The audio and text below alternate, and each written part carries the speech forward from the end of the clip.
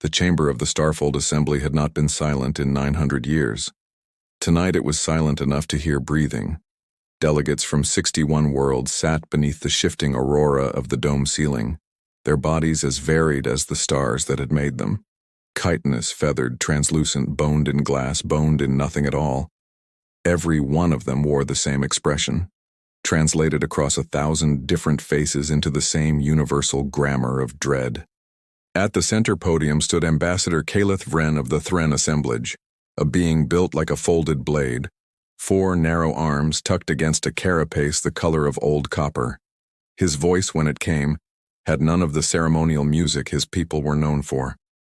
"The Fourth Fleet is gone," he said. "Not defeated, gone. 62 ships. We have not recovered a single hull." A ripple moved through the chamber, the sound of 1,000 different kinds of fear-given voice.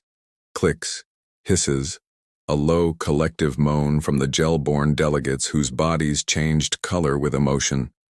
Gone the color of ash. The Ashvale convergence took 11 days to consume the perigee reach. Calith continued. 11 days, ambassadors. 3 years ago it took them a season to conquer a single world. They are learning. They are accelerating. Chancellor Orundessa, eldest of the Surthane, raised a hand veined with pale blue light, and the chamber quieted enough for her to speak. She had led the assembly for 40 cycles, through trade wars and border disputes, and the long, slow peace that had made her people soft in ways she was only now beginning to understand were fatal. "What forces remain to us?" she asked, though everyone in the room could see the answer written in the tactical projection hovering above the floor. A shrinking web of green light being swallowed, sector by sector, by a slow tide of red. 400 capital ships spread across a border 6,000 light-years wide, said General Ro Kesset, commander of the Combined Defense Fleet. His people were reptilian, ancient, built for patience rather than speed, and the war had worn him down to something brittle. "We cannot hold. We have thrown every weapon we possess at the convergence, and they absorb it. Literally, ambassadors. Their hulls metabolize energy discharge. Our beam weapons feed them." "Then we have already lost," said someone from the back, and no one contradicted him. Calith's mandibles clicked, a sound of hesitation that every delegate in the chamber had learned to recognize over the last 3 years of losing meetings. It meant he was about to say something that would make the room angry. "There is one option we have not exercised," he said. The chamber went still in a different way now, not dread, but a kind of held breath, because everyone knew, in the marrow of whatever passed for their bones, exactly what he meant. "No," hissed Ambassador Sethis Vale of the Ophidian Conquered, uncoiling from her seat with the slow menace of her serpentine kind. Her eyes, twin points of amber fire, fixed on Calith with open contempt. "You cannot mean the veiled system." "I mean humanity," Calith said plainly. The uproar was immediate. Delegates surged to their feet, talons, tendrils, whatever each species called the limbs that carried them, shouting over one another in a dozen translated tongues until the noise dissolved into pure static. Chancellor Orun struck the resonance chime 3 times before the chamber settled into something resembling order. "They rejected us," Sethi said once she could be heard. 2 centuries ago, when we offered them a place among the stars, they slaughtered a diplomatic envoy and sealed their system behind a wall of dead man's switches and silence. We labeled them feral. We labeled them dangerous. And now you want to invite them back into civilized space? "I want to survive the next decade," Calith said. "Beyond that, Ambassador, I confess I do not much care what label we once gave them." He raised a hand and a new projection bloomed above the chamber floor. A solitary yellow star, ringed by a haze of debris and dead satellites, all of it wrapped in a lattice of defensive emplacements, so dense it looked, from a distance, like the star itself had grown armor. 200 years ago we called them primitive because they fought among themselves with a viciousness that frightened us," Calith said. "We were not wrong that they were violent. We were wrong to assume that violence made them weak. Our long-range probes, the ones that survive long enough to transmit before their system's automated defenses erase them, have recorded activity inside that veil that we do not have names for. Weapon signatures our physicists cannot classify. Ship silhouettes that appear and vanish from sensors in ways that violate our understanding of stealth entirely. General Kessett leaned forward, his ancient patience finally cracking into something like curiosity. What kind of weapons? We do not know, Calith admitted. That is precisely the point, General. We isolated a species and gave them 200 years to prepare for a threat we assumed they were too primitive to imagine. What if they were not too primitive? What if they simply had nothing left to prove to us, and everything left to prove to themselves? Chancellor Oren studied the projection for a long moment, the little yellow star wrapped in its silent armor, waiting behind 2 centuries of closed doors. You are suggesting, she said slowly, that we invite the wolf to fight the wildfire. I am suggesting, Calith said, that the wildfire is already at our door, and we have run out of gentler animals to ask. The vote, when it came after 6 hours of debate that frayed nerves across 61 species, was closer than anyone wanted to admit. 31 in favor, 28 against. 2 abstentions from delegates too frightened to choose either fear. Humanity would be contacted. 3 weeks later, Calith Vren sat alone in the forward compartment of a single unarmed courier vessel, watching a wall of dead space slide past his viewport, the debris field that marked the edge of what the old charts still called the Veiled System, and what humans, according to the 200-year-old first contact records, called simply home. His crew had wanted to accompany him. He had refused. If this went wrong, better 1 death than 6. The transmission arrived before he'd finished composing his opening statement, a voice speaking flawless assembly standard with a clipped, unhurried precision that made his 4 hands go still on the console. Thren vessel, this is Sentinel Array 16. You have entered a restricted approach corridor. State your intention or reverse course immediately. I am Ambassador Calith Vren of the Starfold Assembly, he transmitted, keeping his voice as level as 400 years of diplomatic training allowed. I request contact with your governing authority. We come seeking assistance in a matter that threatens both our peoples. Silence. Long enough that Calith found himself running through the mathematics of how quickly this small ship could be vaporized, and concluding the number was immediately, if the humans chose it. Hold position, the voice said at last. Escort inbound. Do not deviate from your current heading by so much as a degree. The escort arrived in under 4 minutes. 3 ships, none larger than a light interceptor, moving with a silent, gliding precision that Calith's threat assessment instincts, honed across 100 border skirmishes, immediately flagged as wrong. Not clumsy wrong. Wrong the way a predator's stillness is wrong. The wrongness of something built entirely for a purpose and stripped of everything else. They guided him inward, past defensive works that made his mandibles click involuntarily. Weapons platforms in numbers he stopped trying to count. Rail arrays with barrels wider than his entire hull, and beneath all of it, patrol craft moving in coordinated lattices that suggested, no, that proved, a level of military discipline the Assembly's combined defense fleet had not achieved in 3 years of desperate war. They guided him past the outer defense works for nearly 2 hours, and in that time Calith found himself doing something he had not done in decades of diplomatic service, taking notes not for a report, but simply to steady his own hands. Weapons platforms in staggered orbital rings, each one large enough to swallow his courier ship whole. Automated picket craft holding formation with a stillness that no organic crew could sustain for long, which told him, more than anything else, that something other than living hands was flying at least some of what he was seeing. And beneath it all, a vast and terrible quiet. No chatter on open comm bands, no diplomatic hailing frequencies, nothing but clipped, efficient traffic between stations that clearly expected never to need to explain themselves to an outsider. They brought him eventually to a station in high orbit around a rust-colored world Calith's translator identified, from the old records, as Mars. It was enormous. Kilometers of hull, utterly without ornament, every surface built for function and nothing else. It was, Calith thought, the least beautiful piece of architecture he had ever seen, and somehow the most unsettling for exactly that reason. His own people built monuments even in wartime, Humanity, it seemed, had stopped building anything that could not also kill. He was escorted through corridors filled with uniformed humans who paused, without exception, to watch him pass. Some of their expressions he could read easily enough: curiosity, wariness. Others gave him nothing at all. Faces schooled into a neutrality so complete, it felt, to a being raised on the Assembly's endless diplomatic theater, almost inhuman in itself. A young officer near a junction rested one hand lightly against a sidearm as Caliph passed, not drawing it, simply keeping it close, and said nothing. Nobody corrected him for it. He was escorted through corridors lined with humans in dark uniforms who stopped what they were doing to watch him pass, their expressions unreadable in ways that Caliph, fluent in the emotional grammar of 40 different species, found genuinely disorienting. He felt, for the first time in his long diplomatic career, very small.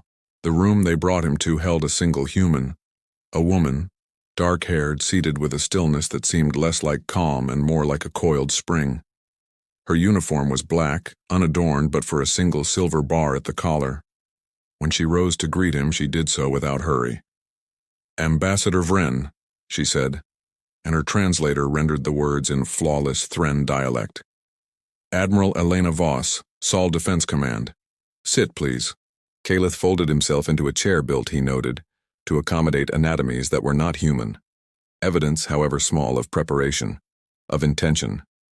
He appreciated the gesture even as it unsettled him further. "Admiral, thank you for receiving me." 200 years, Voss said without preamble. "Since your people told mine we were too violent for civilized space. 200 years since you abandoned the Kestrel colony to raiders and called it outside your jurisdiction. I have read the old transcripts, Ambassador. I know exactly what your assembly thinks of us." "I know it too," Caliph said, "and I will not insult you by pretending the assembly's judgment was fair. It was fear dressed as caution. But Admiral, the galaxy is dying by inches, and we have exhausted every option that did not require us to come here." He laid out the war in flat, unadorned terms: the Ashvale convergence, the vanished fleets, the 11-day conquest of an entire world. Voss listened without interruption, her expression giving away nothing until he finished. "We've been watching," she said finally. "Long-range assets. We've tracked the convergence's expansion for 2 years. We know what they are capable of. We also know your fleets are dying faster than you can rebuild them. Then you understand our position." "I understand you fight like it's still a matter of etiquette," Voss said. "Rules, restraint, measured proportional response. The convergence doesn't measure anything.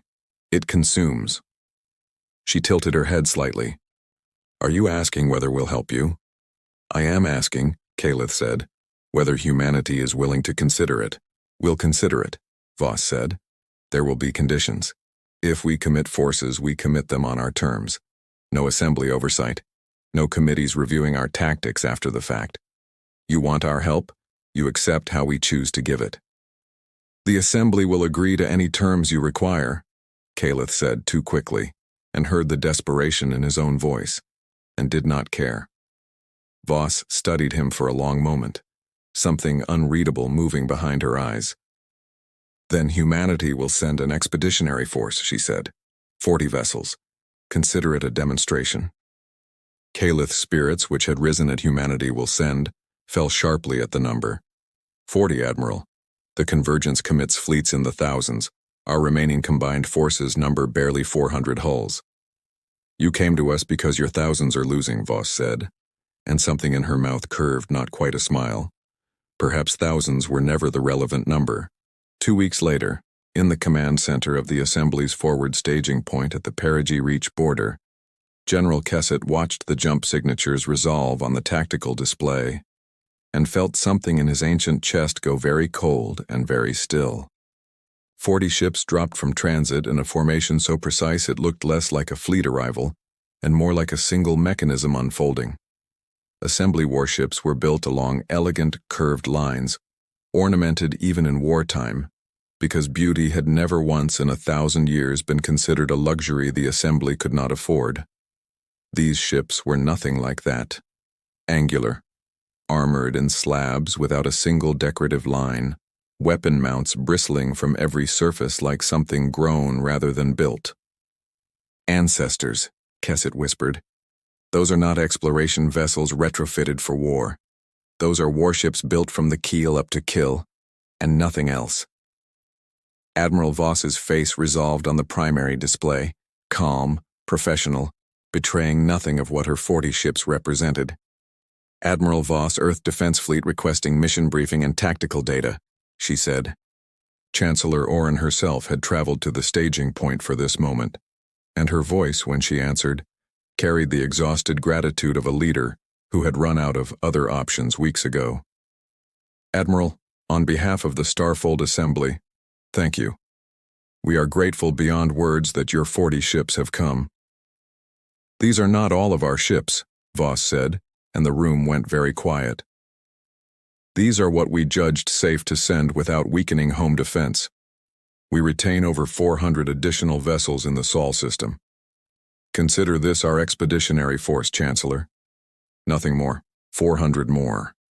A fleet the size of the Assembly's entire remaining military, held in reserve, unknown to anyone, built in total secrecy across 2 centuries of silence.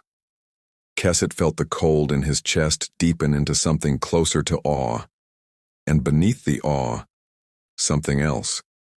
A small, sharp thread of fear that had nothing to do with the convergence at all. Admiral Voss did not have long to wait for her first test. 3 days after the expeditionary fleet's arrival, Kaleth received the transmission that turned his blood, whatever passed for blood in a Thren body, to ice. The convergence had turned its attention to Halcyon's Reach, a border world of 9 billion souls, and their fleet, some 2,800 vessels, would arrive within 48 hours. The Assembly's remaining forces in the sector numbered barely 200 ships. It would be, by every calculation Kesset's staff could produce, an annihilation. He brought the news to Voss in person, aboard her flagship, the Meridian. We are asking the impossible, he admitted.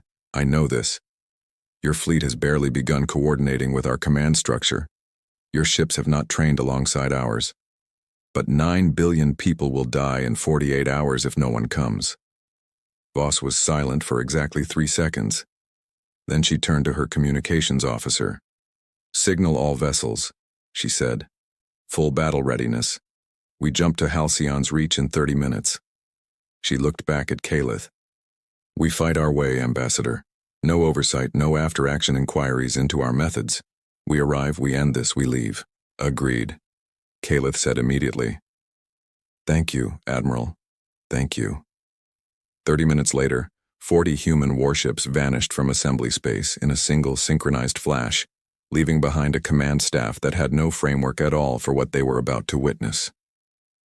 They emerged at the edge of the Halcyon system into a scene already halfway to hell. The Convergence fleet hung around the planet like a black tide, and the first bombardment strikes were already blooming against the surface in slow, silent flowers of fire. Enemy fleet, 2,841 vessels confirmed, reported Lieutenant Mireille Okafor from the tactical station. They are not altering formation to respond to our arrival. Best assessment, they believe we are reinforcements for the Assembly defense, not a priority target. They're about to reconsider that assessment, Voss said quietly. Weapons, charge all rail batteries to maximum yield. Load full antimatter complement. Drone bays, prepare for full deployment. All hands, this is not a defensive engagement. We are ending this in one pass. Entering effective range in 90 seconds, Admiral. Voss opened a fleet-wide channel, and her voice reached every ship, every crew member, human and, through Kaleth's borrowed receiver aboard the Meridian, one deeply unsettled ambassador who had never in 4 centuries witnessed anything like the calm in her voice before a battle that, by every metric his species understood, should have been suicide. This is Admiral Voss to all vessels. We are outnumbered 70-1. The enemy does not know what we are. They think we are more of what they have already learned to consume without effort. We are going to correct that assumption once, decisively, so that no one in this galaxy ever has cause to make it again. Weapons free. Fire at will. The human fleet surged forward without slowing, without deploying into the cautious defensive lattices the Convergence had trained itself to expect from assembly ships. They came in like a blade, straight and fast, and the Convergence noticed too late. Calith watched the tactical feed with his 4 hands locked motionless against the console rail. Rail cannon salvos crossed the intervening distance in fractions of a second. Tungsten rounds accelerated to relativistic velocities that converted, on impact, not into explosions but into pure annihilating light. Ships simply ceasing, vaporized before their crews could register the strike. Antimatter torpedoes bloomed in the dense heart of the Convergence formation, each detonation a captive star released, swallowing hundreds of vessels in radiant fire.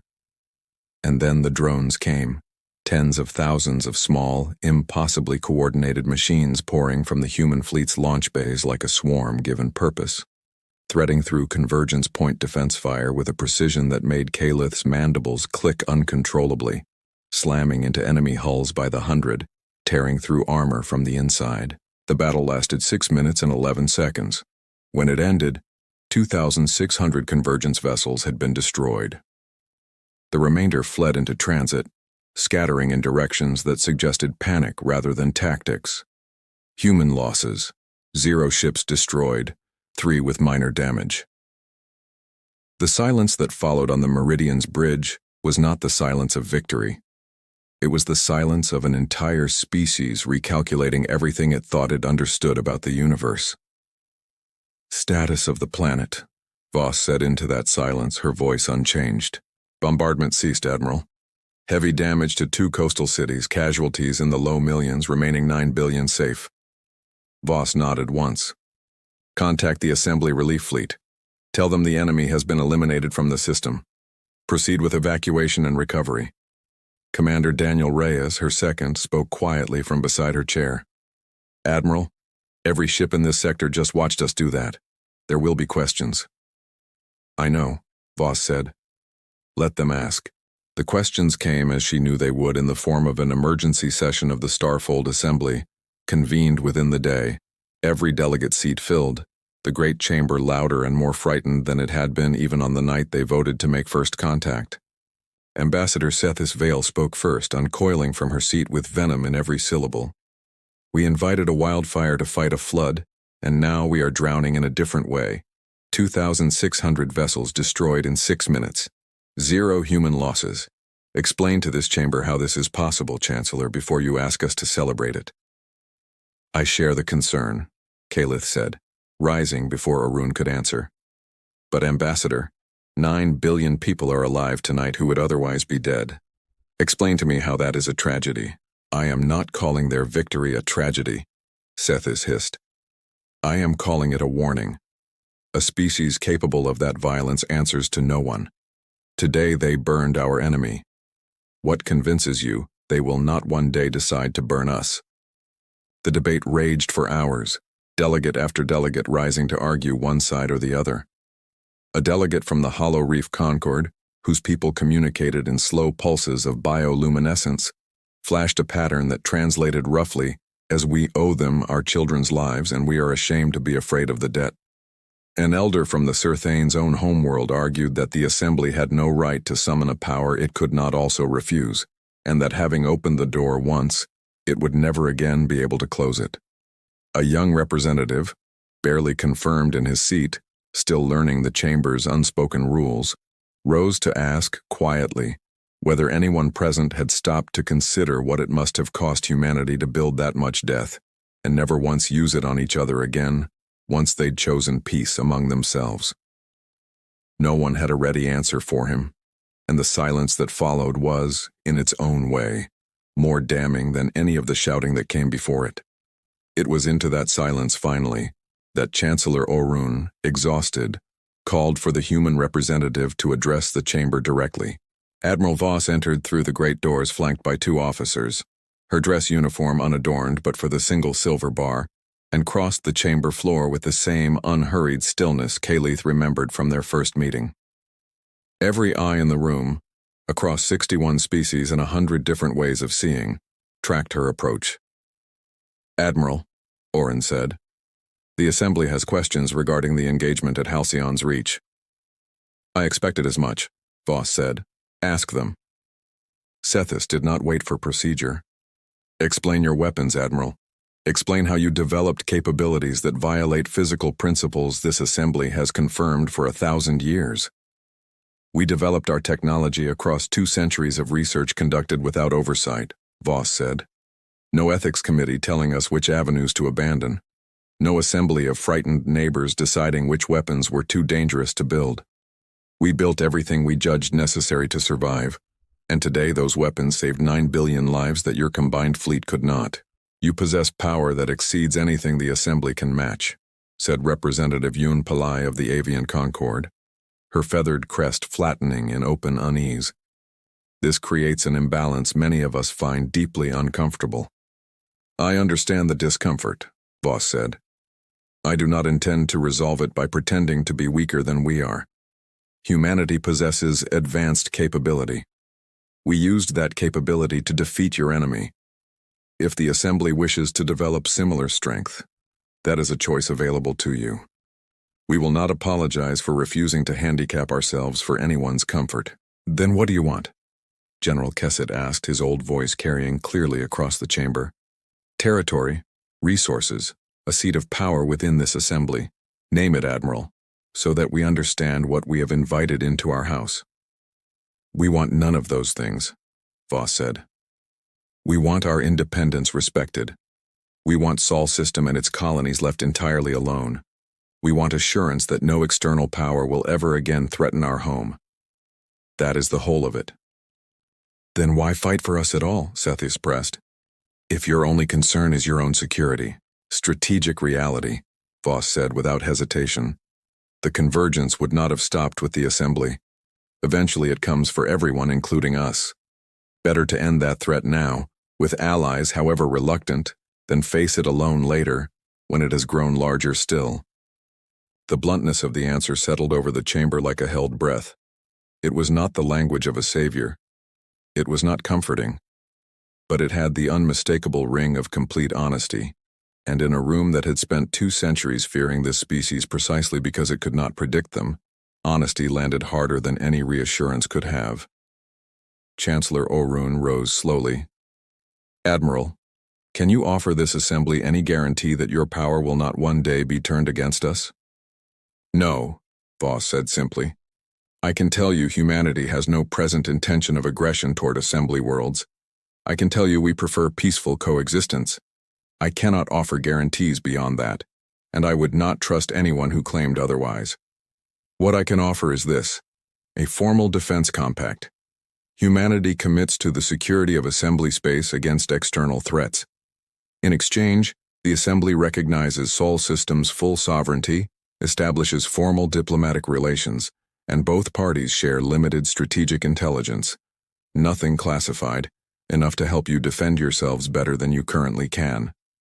That is partnership, offered honestly. The alternative is that we finish this war, withdraw behind our own veil, and you never see us again unless catastrophe forces the question a second time. There was one more matter, Voss added quietly before the chamber could respond. Long-range intelligence indicated the convergence was already marshalling a far larger counterforce in response to Halcyon's reach. Tens of thousands of vessels drawn from every corner of their territory, converging toward a single overwhelming strike meant to erase the humiliation of their defeat entirely. The chamber, which had spent the last hour arguing about the danger of humanity, fell suddenly, completely silent at the danger of everything else. How long do we have? Kesset asked. Weeks. Perhaps a month, Voss said. When they come, they will come with everything they have left. This will be the war's final battle, one way or the other. Can you win it? Orun asked, and the whole chamber seemed to lean forward around the question. I don't know, Voss said, and something in her flat honesty was more reassuring than any boast could have been. At Halcyon's reach, we had surprise and technological advantage on our side. Next time, they will be prepared for us. We will fight, and we will make them pay for every kilometer. But I will not stand in this chamber and promise you a victory I cannot guarantee. General Kesset rose to his feet, old joints audible even through the translation feed. And for the first time in 3 years of losing meetings, his voice carried something other than exhaustion. "Then we commit everything," he said. "Every remaining ship, every soldier, every reserve this assembly has left, placed under unified command with the human fleet, and we make our stand together, or we do not make it at all." The vote was nearly unanimous. Only Sethis Vale and a handful of others abstained, unwilling either to support the alliance or to openly oppose it now that opposition might mean extinction. 26 days after Halcyon's reach, the largest combined fleet in the history of either civilization gathered at the edge of the perigee reach. 480 human warships stood in perfect dark formation, and around them, 700 assembly vessels drawn from 61 worlds formed a wide protective lattice. Every crew aboard every hull aware that this was the war's final page, one way or the other. Admiral Voss stood on the bridge of the Meridian, watching the sensor net stretch outward into the dark, waiting. "Contact," Lieutenant Okafor said, her voice tight. "Multiple jump signatures, extreme range. Counting. Admiral, I'm reading 31,000 vessels." 31,000. Even having expected an overwhelming number, the figure landed with physical weight. Kesset, aboard the Meridian as the Assembly's liaison commander, felt his old hearts constrict. "They've committed everything," he said quietly. "Every hull the Convergence possesses." "Then so have we," Voss said.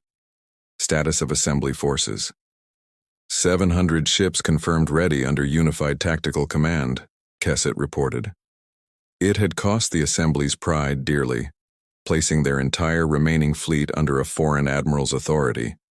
But 3 weeks of desperate joint training and one annihilated fleet at Halcyon's reach had taught even the proudest delegates the value of survival over dignity.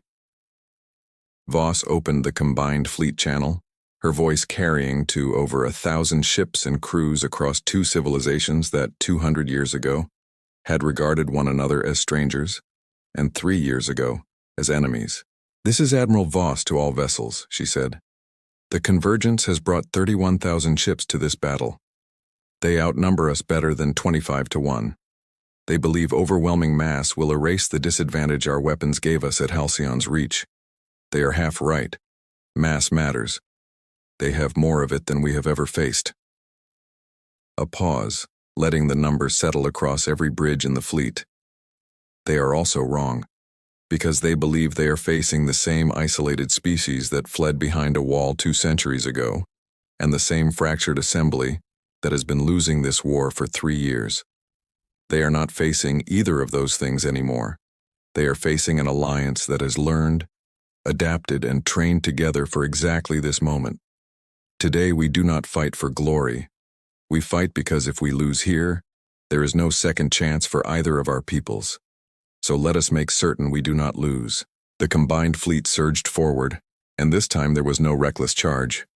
Human vanguard, assembly support screens, coordinated movement built from 3 weeks of brutal joint drilling. The Convergence advanced to meet them in a vast 3-pronged formation, spread wide this time, refusing to offer the concentrated target that had cost them so dearly before. "They've adapted," Okafor reported, splitting into 3 attack columns, attempting to envelop from multiple vectors. "Anticipated," Voss said. "Execute counterformation Delta. Human squadrons 1 through 12 engage the central column directly. 13 through 30, hold and intercept the flanks. Assembly fleet, focus defensive screening and point defense coverage across all human vessels."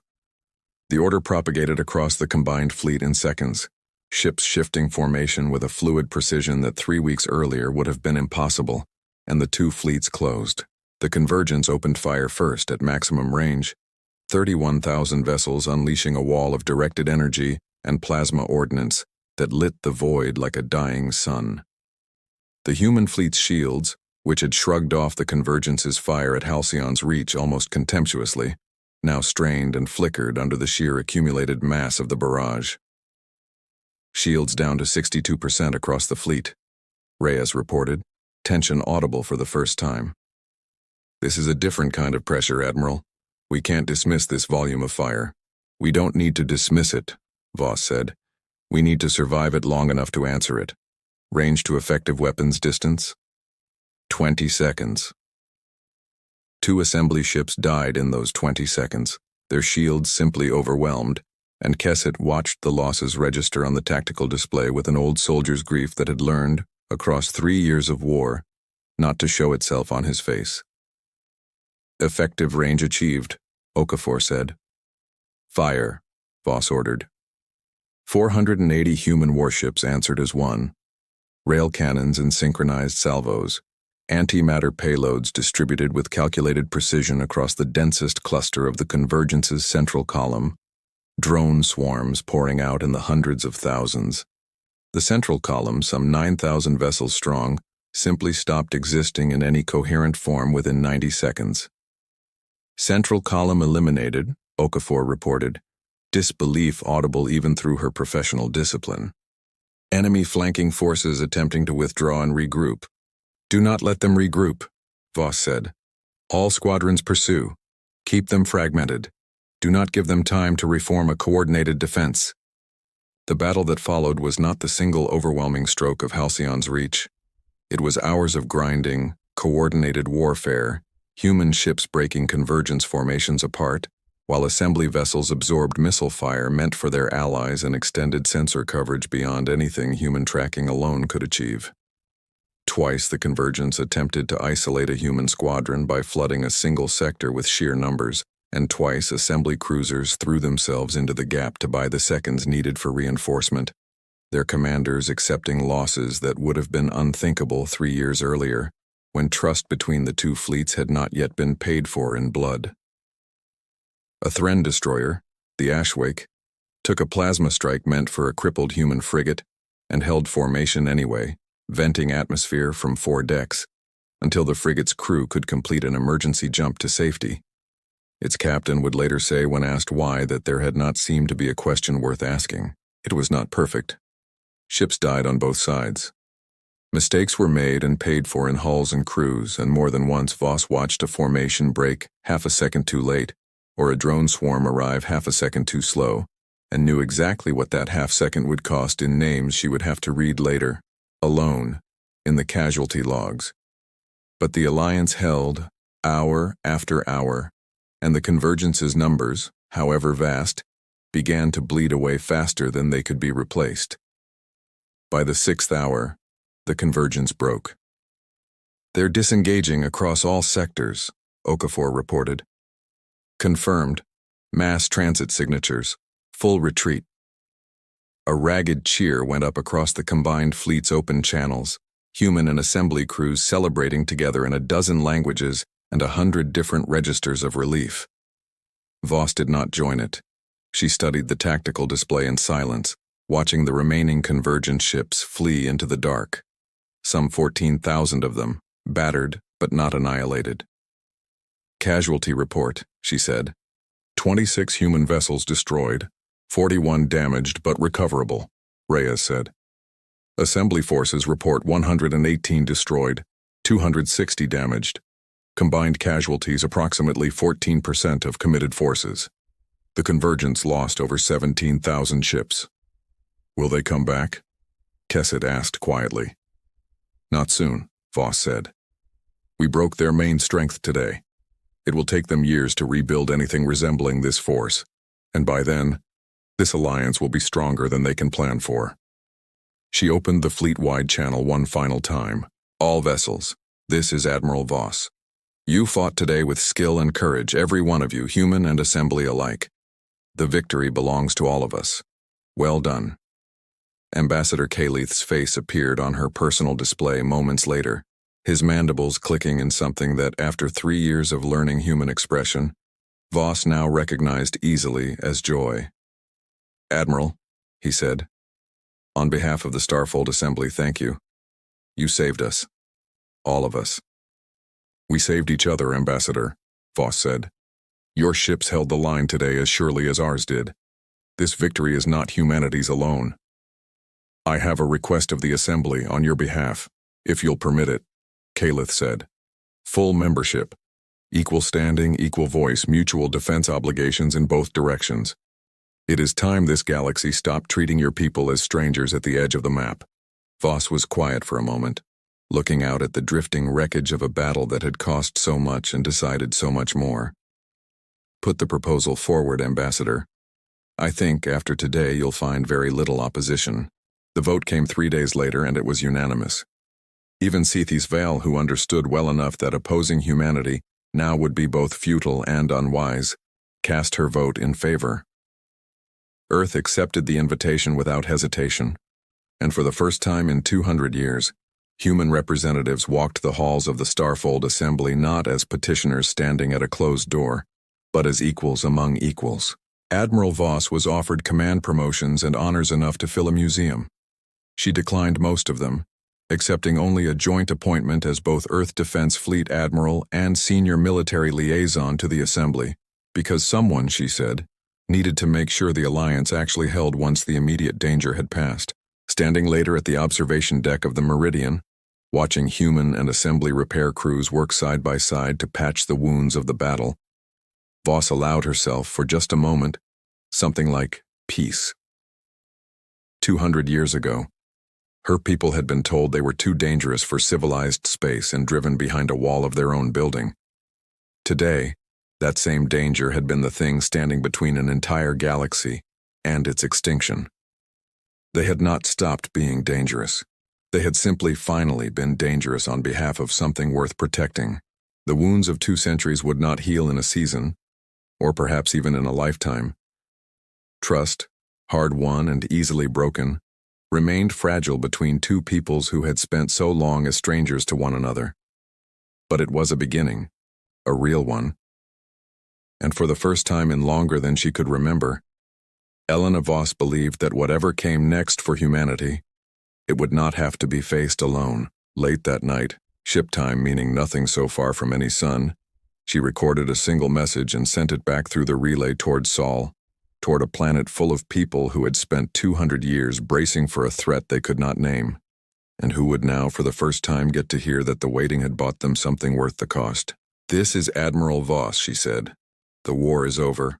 We won. We are not alone out here anymore, and neither is anyone who stands beside us. Tell Command I'm bringing the fleet home. All of it.